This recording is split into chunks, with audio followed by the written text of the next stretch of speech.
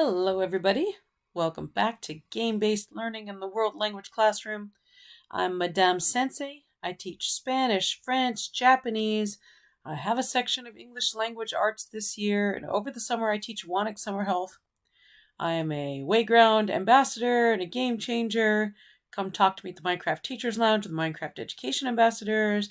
Hang out at Roxem, Duolingo Educators Network, Teacher Excellence Lounge and the World Language Teacher Lounge, and Art in Spanish class.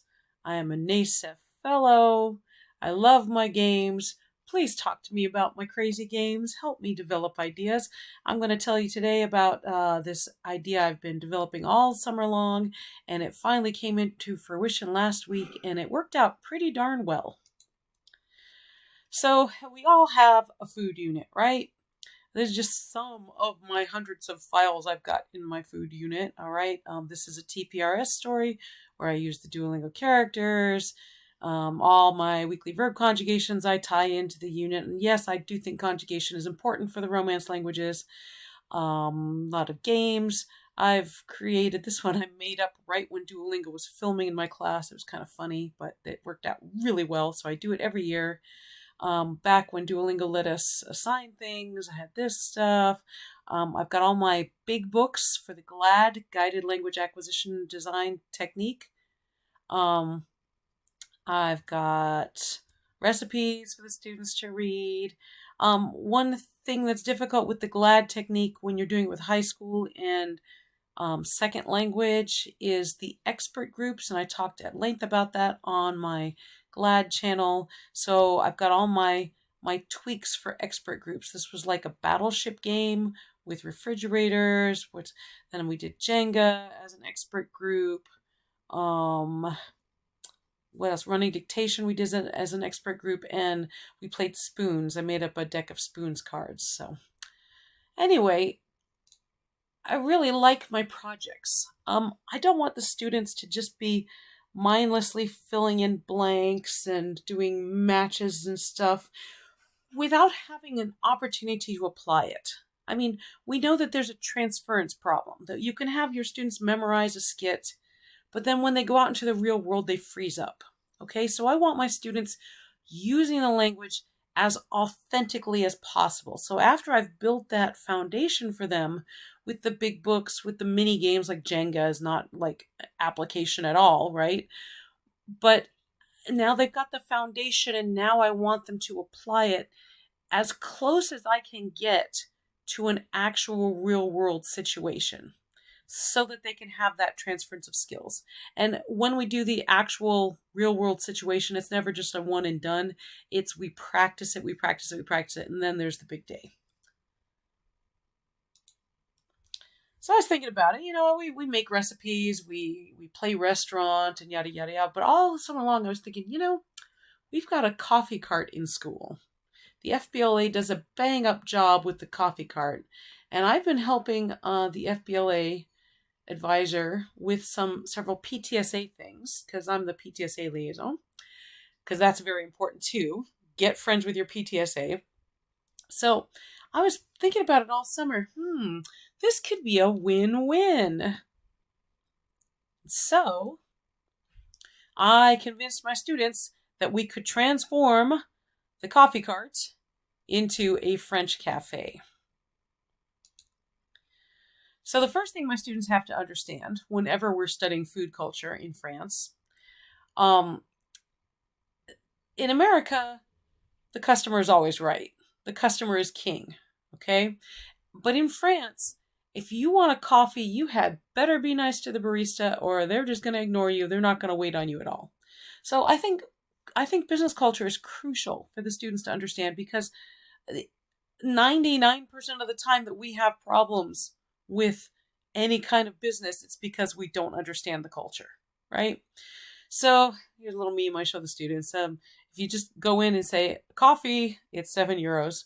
If you say a coffee, please, they reduce the price. And if you say, hello, a coffee, please, then it's very cheap. Okay, so students have to understand that. And part of my students' lesson isn't just, do you know this? But there's the old Richard Feynman thing of, you don't really understand something until you can explain it to an 8-year-old. So if my students have to explain French business culture to the rest of the school, wow, that's going to really show that they understand, my students understand French business culture, right? The rest of the school, I hope they'll understand it. But if they don't, it's okay. I'm only grading my own students, right? Okay, so they also have to understand that there's no such thing as holding your Starbucks coffee in your hand and walking around the city. You do not do that. You sit down and you sip it leisurely and you watch the world go by. So, I had to think long and hard about how does our FBLA do business, and I went to go talk to our FBLA advisor saying, hey, do you want to partner with me on this? Would your students like it? Would they get something out of it? Because they would learn something about French culture. Hopefully, we'd also drum up more business for you while we're doing it. And my students, of course, would get the French language, and they'd be explaining business in English, but that's an important part of learning a language is you have to understand the culture. So I was willing to accept that for this. So he said yes, of course, and we decided we were going to do it for 4 days, okay? Because Friday is early release for us, and it'd be too crazy, but for 4 days it'd be great. And he gave me a giant box of these coffee cup sleeves. And the first thing I did with my class, well, not first thing, this was like the 20th thing we did with the class. We sat down and brainstormed a list of what sort of things do you want to put on coffee cup sleeves? What do you think should be there? And of course they had the typical thank you, the come again, careful, the coffee's hot. They designed logos and stuff, but that was great. Okay. And this was all leading up to winter break, so the students kind of needed something artsy anyway. And then here they all are displayed in the Growling Grounds. Oh, and I gave each student, I gave them all 6 sleeves apiece, and I've got 72 students. And I was like, here's the list on the board of things that we came up with. And sometimes, they'd hand them to me and I'd look at them before I accepted them. Oh, I cannot tell you how many beaucoup I had to send back saying, go check the spelling. Go check the spelling. Go check the spelling. They know how to spell beaucoup now. But anyway, each student, 72 students, each one got 5 or 6 coffee sleeves. That was great. Okay. For some bizarre reason, I forgot to take pictures before I went off onto winter break of all the posters my students made. I've got 6 table groups per class. I've got 2 classes of French this year, each with like 38 students. So, 72, well, not 72, 6 table groups, so 12 table groups, each had to design a poster. This one doesn't have any writing on it, but the other ones do. They talk about the cafe, whatever they wanted to put on it. One of them was great. I should have taken a picture of it. They did my face and they had me pose for it, and it was just beautiful. I did take pictures for some bizarre reason. I took pictures. I remember to take pictures of this, but I had the secretaries print on 11 by 17 for me and laminate them. Just the basic instructions of, hey, you better be nice to the barista when you come up and order your coffee. And this was bilingual, English and in French. Don't walk around with your coffee. This one says, don't walk around with your coffee. Sit down and watch the world go by. This one says how to say hello and a coffee, please. Next thing I didn't take any class time for this because my class time is pretty precious, but I do have a French club, and my French club made the beret that we would wear. And so I went to the PTSA and I asked for some money, and they gave me more money than I needed because they were so impressed. And I bought felt, and we cut out the felt and we sewed it up in the French club. So that was really fun. And let me say, I got the pattern out of the Ultimate French Club Handbook by Robin Nudali. And it's very simple. You basically get a square of felt, and don't get those rectangles. Those are a little too small. I mean, you could make do with it. You go to the craft store and they're sold in like a little rectangle that's like the size of a sheet of paper. You can make do with it, but it's not quite big enough. So I went to the fabric store and I bought a lot of felt, and I should have bought more. I think her measurements were not quite right in the book because I didn't get as many as I wanted.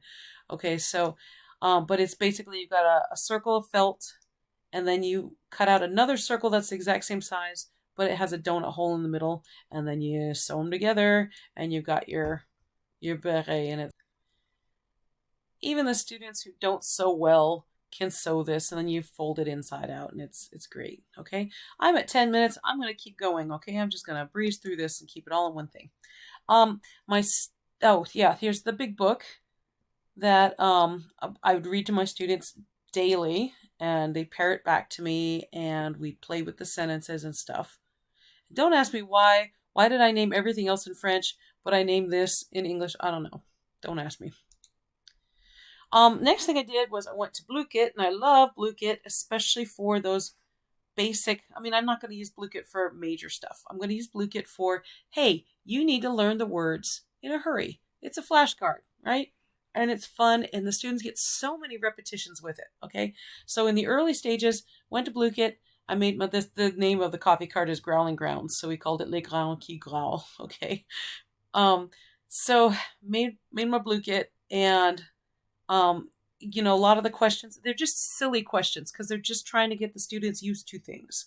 All right. They're not like gotcha questions. They're not like, this isn't a test. Okay. This is just, I need you to get exposure. And we are now at the point of class when you have stopped listening to me. So by golly, you're going to get exposure somehow. Get out your computers. We're going to play Blue-Kit. Okay. So here, I just want them to know that it's un chocolat chaud, not un chaud chocolat. Okay, the adjectives go after the nouns. So we're just reviewing that. And then, oh, this one, I just wanted them to know that it's got a elision. And this was just standard stuff. I need them to know these words because these are flavorings that you could have in your l'eau gazeuse at the coffee cart. Okay, so, you know, I knew that they would get these two mixed up. The word cherry, actually, la cerise is cherry is a mispronunciation of la cerise. Somehow we added the H in there. I don't know how, because we're English. I don't know. They need to know watermelon. They need to know these flavors, okay? But then sometimes it's just, I want them to think, okay? So this one shocked me to no end. I wanted them to know metric. I always want them to know metric. Okay, we're the last country in the world that doesn't do metric. You cannot imagine the amount of money we lose every year in business because we friggin' won't turn to metric. Okay, so this one, it was just a gimme question, right?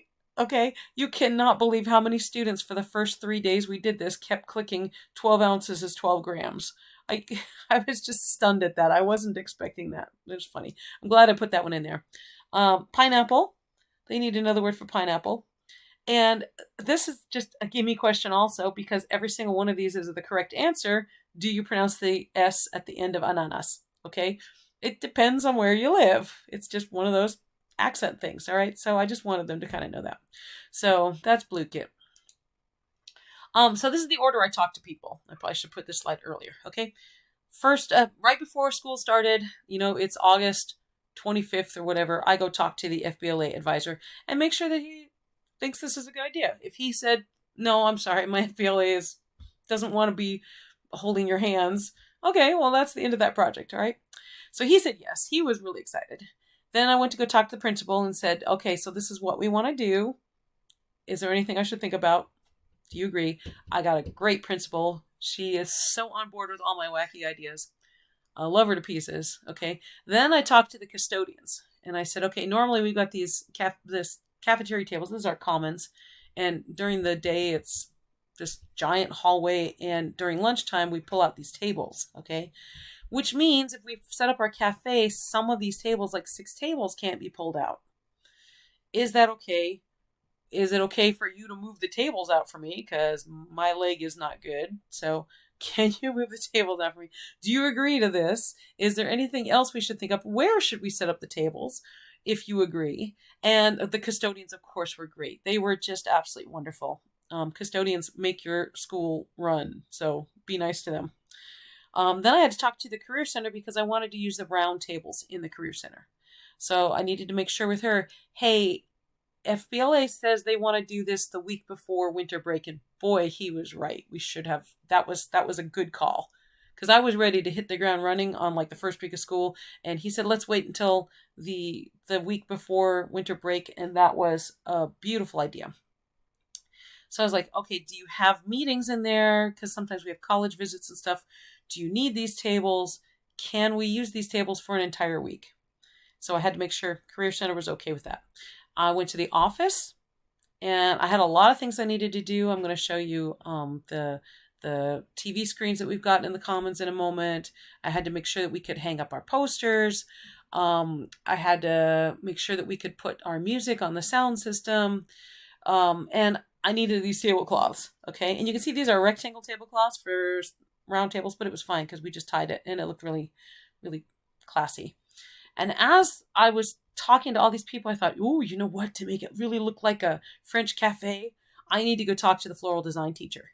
And I said, would your class be willing to put flower arrangements on the table, make it look like a French cafe? And if so, how much would that cost? And then I went to the PTSA and I put that in with my grant request for everything that we would need. So let me show you the table up close. I take so many pictures. Okay, so Floral Design made these, so I needed that from PTSA. I needed the money for the flowers, and they were more expensive than I thought. I had the secretaries laminate menus and put them on the tables. And this is some little cultural instruction, which I'll explain in a moment. I went down to the party supply store and I bought, I thought they'd be bigger because I looked online when I made the, boy, this is going to be a really long one. Sorry. I looked online to do my pricing to put my grant together for PTSA, and I just assumed, you know, you see those memes about people ordering off of Temu and they think it's something big, but it's something tiny. I just assumed these would be large size spoons, but they were just tiny, tiny spoons. That's okay. That's okay. What I wanted was the shiny silver so that they looked like real spoons because I just wanted the place to look classy. Okay. So I got a pack of 24 shiny silver spoons, but they're really tiny, but it's okay because what we needed was, I also got these, I just bought disposable cups because I knew I'd be throwing them out every day. And I got them colored to make them look a little more classy. I'd wanted them to look like wine goblets, but I couldn't find those. But anyway, you'll see in here, these are weighted companion cubes. Now these are cubes. These are sugar cubes. And as I was explaining this to my principal, I was like, oh, the words are coming out of my mouth. I'm like, oh no, you're not going to let us do that because we can't put sugar. We don't dare put sugar on the table in a high school. And she just kind of laughed and smiled and said, no, they're just cubes. That's all they are. It's a cultural thing. They're just cubes. So I was allowed to get sugar cubes, okay, and put them on the table. Now, the reason is, next one. Okay, so things that my students had to be able to explain is that a very popular thing to do, look at that, I didn't even, okay, because normally it's smaller. Normally, at every table in a French cafe, you've got the sugar cubes. You take the sugar cubes, you take a sugar cube, you put it on the spoon, you dunk it into the coffee, and then you take it out and you eat the sugar cube whole. Okay, this is called doing a duck, faire un canard. And very popular. And I thought that'd be really fun to teach all the students of the school how to do this. Now, I will say that I assumed, hey, we're in a school of 930 high schoolers. I'm better buy one box of sugar cubes for each day of the week because I just know there's going to be some high schooler who comes up to here, grabs this cup, and downs all the sugar cubes at once. That only happened once. That only happened once in the 4 days. So I wound up with a lot of extra sugar cubes. But, you know, live and learn. I didn't know that when I was putting together the grant request and everything. Okay, so my students had to train FBLA. This is how French culture works, and this is how we'd like the cafe to run. My students do not have food handlers cards, so they are not allowed behind the cash register. So they stood in front, helping the students who were in lines, and they seated them at the tables. And they, normally in France, you would sit at the table first, and then a waiter would come to you and take your order and stuff. But, you know, my students don't have food handlers cards, and the coffee cart isn't set up for that, so we we shoehorned ourselves in as best as we could. But it did work great. My students were absolutely wonderful with explaining the culture, explaining how to faire un canard, explaining that you had to be polite, helping the students order in French, because the other thing that the FBLA did for us was they said, if the students, we made announcements on the morning announcements and everything, and my students were there explaining it. If you order in French, you get a discount of 25 cents on your order. So pretty much everybody got that because my students were there teaching them how to say bonjour, un café s'il vous plaît, bonjour, un eau gazeuse s'il vous plaît, whatever it is that they had to say. It did work great for that. Yeah. So here's actually one of my students is the FBLA president. So she was able to train everybody really well. That worked out well. You can see a bunch of hats in the foreground. She got to wear my very special apron that I got in Paris. So that was fun. But yeah, I think it worked out really well. The students had a great time. This is going to be a very long episode. I'm very sorry. All right, so talk to the office ahead of time. And look at my pictures, all the same one. Okay, we had 5 pictures of La Tour Eiffel that we just cycled through on the big. We have these TV screens all over the commons, and we just cycled through the pictures. And of course, we still had to do the other school announcements that they would have. My Japanese club after school had to have their advertisement. Strategy game club had to have their advertisement. The basketball team needed to advertise their events. So it just cycled through a bunch of stuff. Okay, my students chose a playlist of songs, and this isn't even all the songs. All right, just, hey guys, every week, every Tuesday, we listen to 2 songs and put them head to head. What were your favorite ones? All right, and these were all their favorite ones, at least the ones that they remembered, so that stuck in their head and everything. And, a lot of times they're like, laisse tomber les filles. That's the one I use to teach the verbs laisser and tomber, and the fact that they go together and mean drop, or in this case, dump. Okay, so a lot of times they're just really repetitive songs that will help the students. Face à la mer has a lot of prepositions of locations in it. But, they all love Miraculous. They all love La Scène. Oh my God, they love La Scène. They love Le Festin. So a lot of the stuff is just stuff that they love, and that's fine. That's great. That's their playlist. That's what they wanted. And there was so much. They're into Arcane now, and so they like a Stromae song from that. But anyway, there was a ton of music to choose from. And this was great because as it played on the loudspeakers, the secretaries would come to me later in the day and say, hey, a bunch of students came in and said, hey, I really like that song. What's the name of that song? So other students who were not my students were actually asking for the names of songs, which I thought was pretty cool. I apologize. I really should have cut this into several sections. Okay, so my school has block days, but also on Mondays and Fridays. This is the schedule, but you'll notice we have first lunch and second lunch. Okay, and as it turns out, one of my French classes is 4th period, so we straddle both of these. Okay, so this worked out absolutely fabulous because they could help with the growling grounds during class time. And then we had maybe 20 minutes, maybe 35 minutes in between on block days. So on block days, I would just have them sit. Remember those ugly tables, that the cafeteria tables? I'd just be like, sit down there. And then, hey, I've printed up a bunch of just fun little game stuff for you. Let me move this out of the way for a second. So I have a subscription to J'aime lire, which was really good in the day. And there's a bunch of games out of there that I think my students can do. So I printed a lot of the games up, and sometimes I just said, okay, so I've printed this up for you, but I'm not going to tell you what the instructions are. I want you to read the instructions and see if you can figure it out.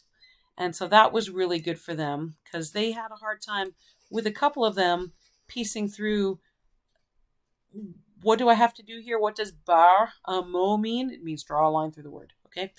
And then I have a bunch of verb games.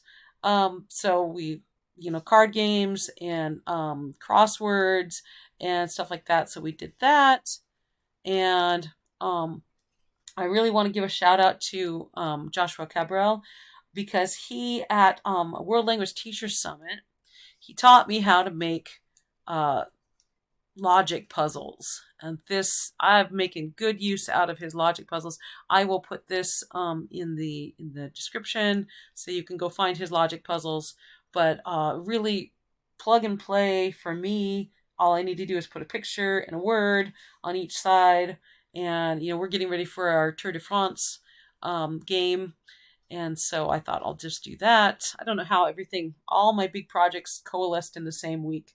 I don't know. But I really love doing this, crossword puzzles, any little games. And, it shouldn't have been high cognitive load. It was just like, okay, this is a way for us not to forget everything that we're working on in the classroom in between what we're doing with the Growling Grounds. So, did it work? Now, if I were in my classroom, I would be teaching bell to bell. It would be nothing but French, the occasional English as I gave instructions, because I learned long ago that I should never give my instructions in the target language, because I will always have 1 or 2 students in the corner crying because they don't understand and they're too afraid to admit that they don't understand. So I give instructions for games and activities in English so that there is no misunderstanding. But I try really hard to put a lot of the target language into class and not to be slipping into English so much. Okay, so the students were not speaking all that much French while we did this. But, as I watched them, it really occurred to me that, a lot of them are going to go in the service industry. Hey, when I was going through college, I worked my way through college at a shoe store, at a drugstore. Over the summers for many years, I worked at Remlinger Farms down the street. There's a lot of service industry that the students are going to need to know. And a lot of my students had never been involved in FBLA or any service industry job before. So frankly, as a 21st century skill, this worked really well.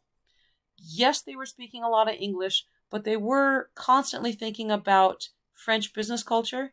And if they get into any job where they have to work, they have to talk to people overseas, even if it's not French, at least now they have some idea that